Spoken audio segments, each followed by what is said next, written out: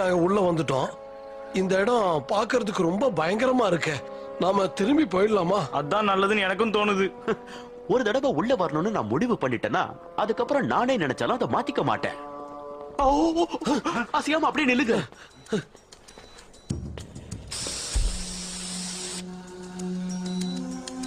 ஏன்பா எல்லாத்தையுமா சந்தேகனோட பாப்ப?